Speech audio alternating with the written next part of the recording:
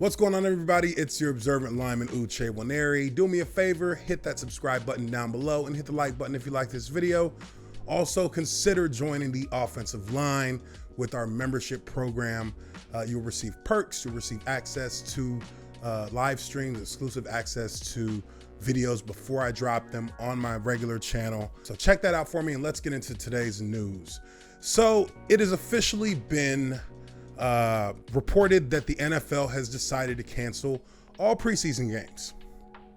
I've been wishing for that. As a player, I wished for that my entire career, and here we are 7 years later, and they finally decided to cancel the preseason. Well, obviously, it's a bigger situation going on with the pandemic, and this is something that the NFL and the NFLPA have deemed necessary in order to continue to push forward with the NFL season and get things done in an orderly fashion. Now, for me personally, I feel like this is a bit of a double-edged sword, and this is something that could be a little bit of a slippery slope for the NFL, because there are still some issues that are being ironed out in regards to the best way to go about the training camp schedule and giving players the amount of time needed to ramp up into football shape, for lack of a better word, and be able to play at the highest level possible during the football season. Now, there's something that I think people need to understand about football. Now, while there may not be preseason games that are going to be played this year, there is a lot of football that needs to be played and practiced amongst the players in order to get into football shape. Now, football shape is much different than off-season training shape. So you do a ton of training in the off-season. You go 18 weeks on a normal year, from April until May, before you get into OTAs. And then once you get done with OTAs, you go back into the off-season training program for another 8 weeks.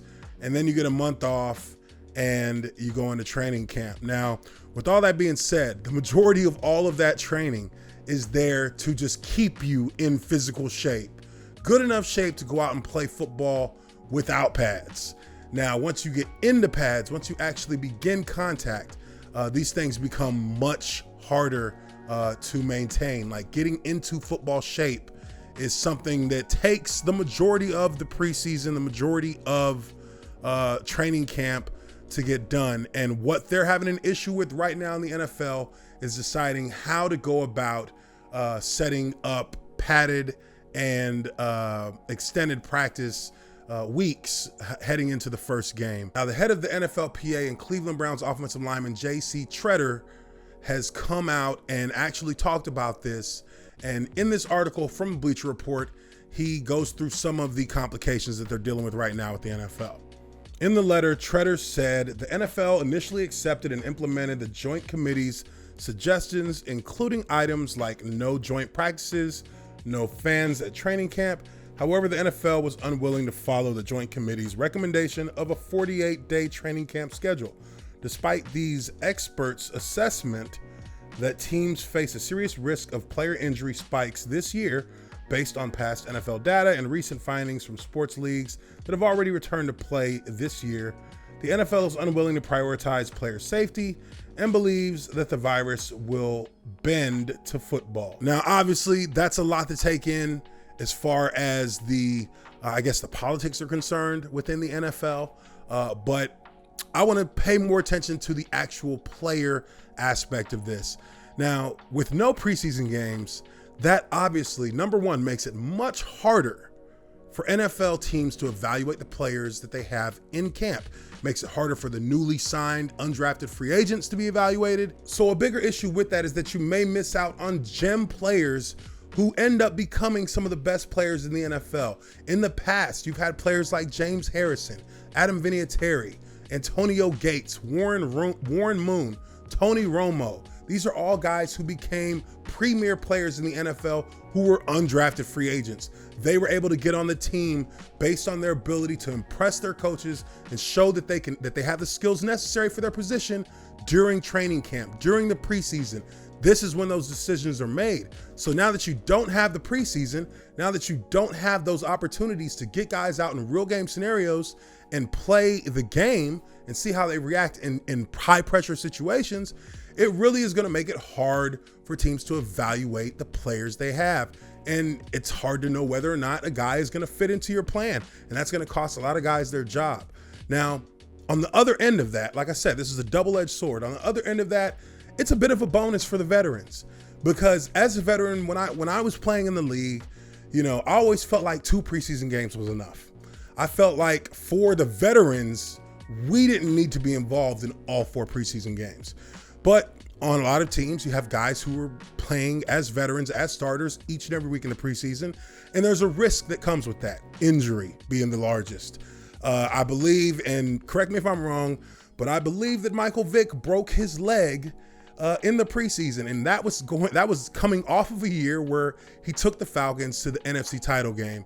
I know for myself, going into the 2012 or the 2012-2013 season, I hurt myself against the Falcons, hurt my ankle in the last game of the preseason. So for me, I was frustrated and pissed off that I had to play in that game to begin with. And that entire situation could have been avoided had we not been in that situation in the last preseason game, and you know, having your starters out there with nothing but risk laid out as something that you can get caught up in if you're not careful. So this NFL preseason being canceled is going to work in different ways for both the young guys and the old guys. And I really feel like if they're going to do it this way, they need to make sure that they're prepared to get players in the right kind of shape, be prepared to evaluate players more closely and maybe get more in terms of reps for those younger players so that they can have more film for you to evaluate. It's going to be different. We all know that. Everybody's dealing with this pandemic. All sports are being affected severely by it. And the NFL is trying to, I guess, set up the best framework they can to be successful.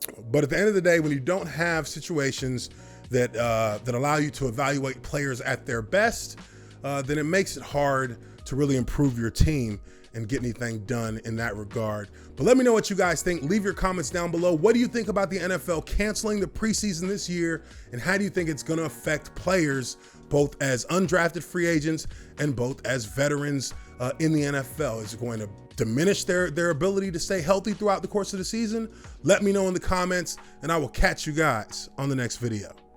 Peace.